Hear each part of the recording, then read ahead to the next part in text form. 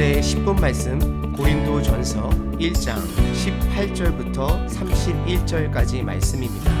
오늘 본문 말씀의 주제어는 능력 있는 자와 약한 자입니다.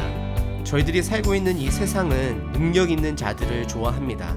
능력 있는 목사를 좋아하고 능력이 있는 정치 지도자를 좋아하고, 하지만 믿음의 공동체의 역사의 중심은 하나님이십니다. 그러면 인간의 관점으로 봤을 때 능력 있고 힘없는 사람을 구분하는 것이 아니라 하나님 관점에서 하나님께서는 어떠한 사람을 사용하시는가가 더 중요한 쟁점이 되는 것입니다. 그럼 고린도 교회의 분쟁의 배경에 대해서 다시 한번 설명드리겠습니다. 고린도 교회에는 4가지 파가 있었습니다. 첫 번째는 바울파고요. 바울파는 바울이 교회를 개척했으므로 어떻게 보면 가장 중심된 인물이라고 보면서 그 사람을 따르는 세력들이 있는 것이 바울파고요. 두 번째는 아볼로파입니다. 아볼로파는 그 당시 로마 문화도 잘 이해하고 언변술도 뛰어나서 설교에 가르침에 능통한 자였습니다. 그러다 보니 아볼로에게 배우기를 원하는 사람들이 아볼로파로 형성하는 것을 보게 됩니다. 그리고 세 번째 파는 게바파인데요, 베드로파를 이야기하고 있습니다. 베드로는 특징 중에 하나가요, 유대 사람들에게 복음을 증거했고 본인조차도 유대의 율법을 철저하게 따르면서 예수님의 그리스도의 법을 전했던 사람입니다. 그러다 보니 아마도 율법에 매인 사람들이 게바를 매우 좋아하고 베드로를 따랐을 확률이 큰데요.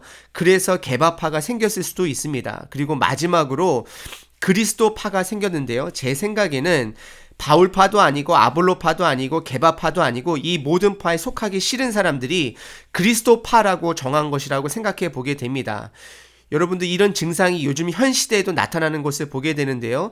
나는 장로교, 침례교, 감리교 이런 교단에 들어쓰기 싫다. 그래서 영어로는 non-denomination, 교파에 속하지 않은 교파, 이런 것처럼 교파가 아닌 것이 또 다른 교파가 되는 것처럼 자꾸 이름을 만들어내는 것을 보게 됩니다. 그러면 하나님께서 사용하시는 교파는 무엇일까요? 사실 이 질문은 잘못된 질문입니다. 하나님께서는 이 모든 파들을 사용하십니다.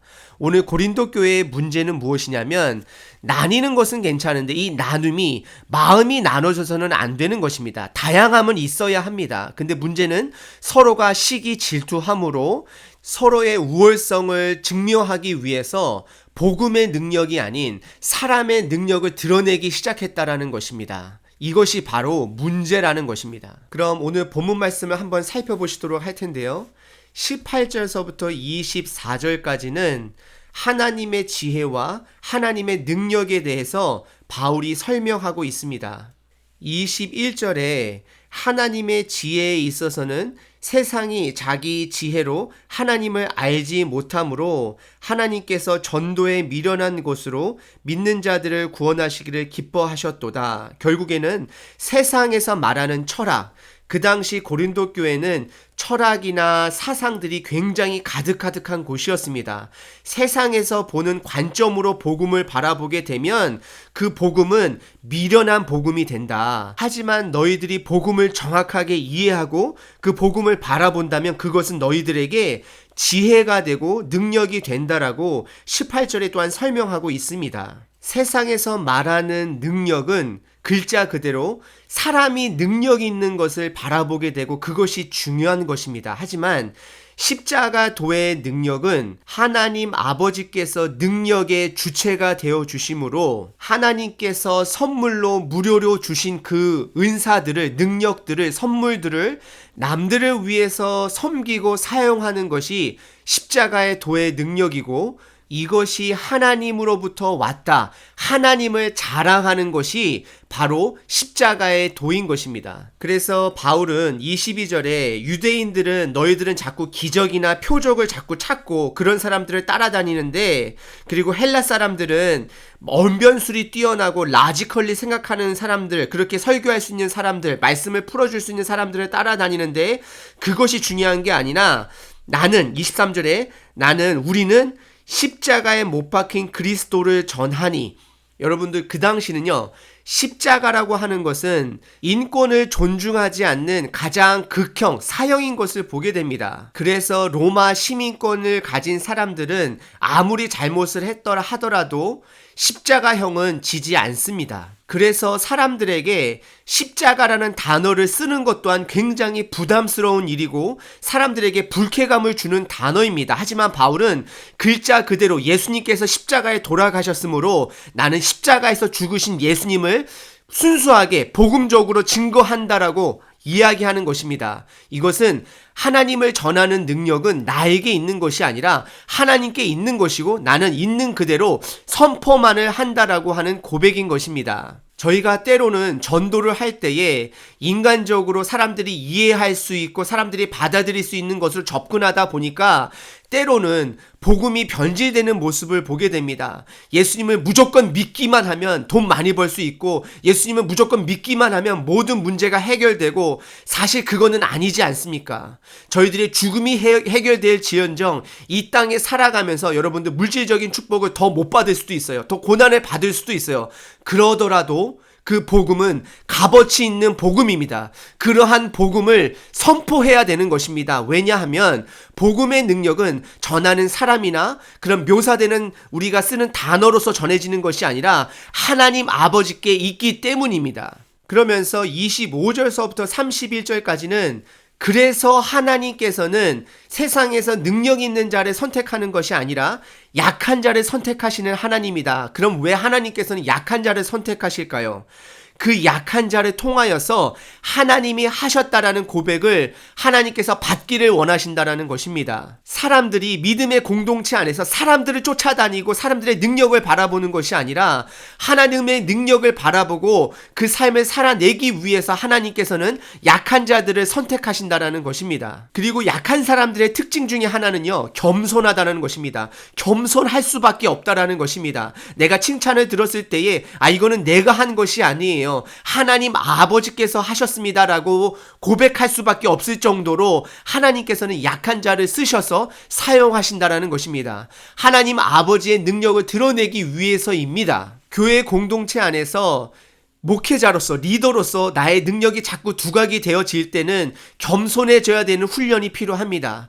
그리고 성도님들로서 자꾸 리더의 능력이 자꾸 눈에 밟히고 그 사람을 좋아하게 된다 그러면 다시 복음의 원점으로 돌아가 하나님 아버지를 바라보셔야 합니다. 오늘 본문 말씀의 관점으로 본다 그러면 사람의 능력이 많은 교회는 하나님께서 쓰시지 않습니다.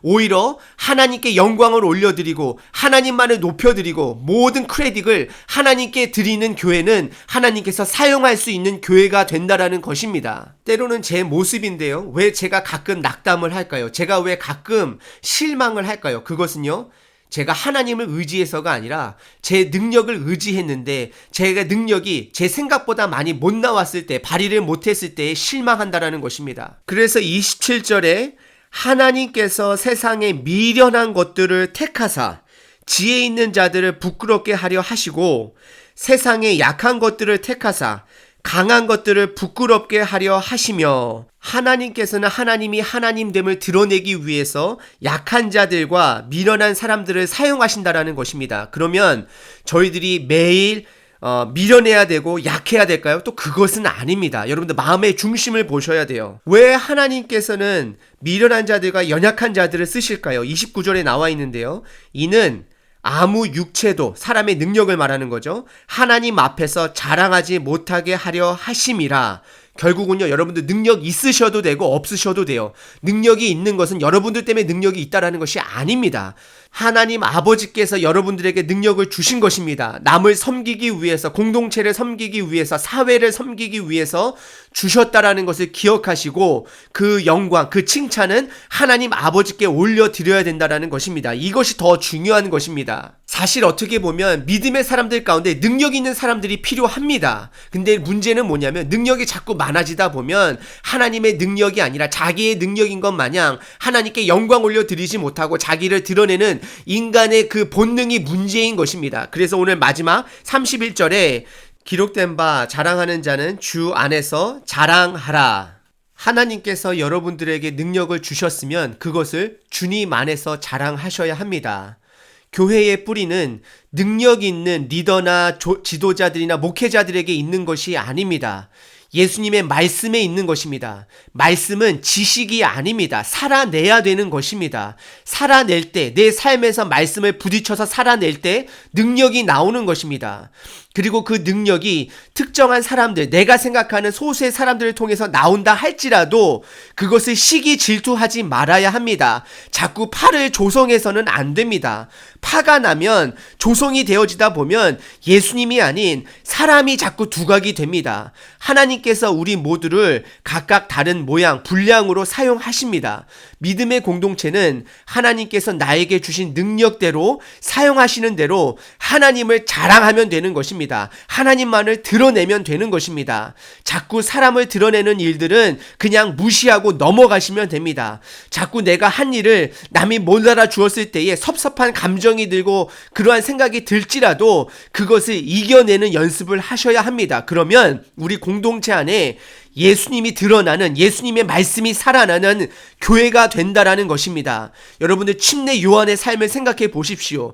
예수님께서 사역을 시작하시자마자 침례 요한은 참수를 당했습니다. 그럼에도 불구하고 침례 요한의 고백이 무엇이었죠? 나는 망하고 예수님은 흥하여야 된다라는 그 고백이 저와 여러분의 고백이 되어지시기를 바랍니다.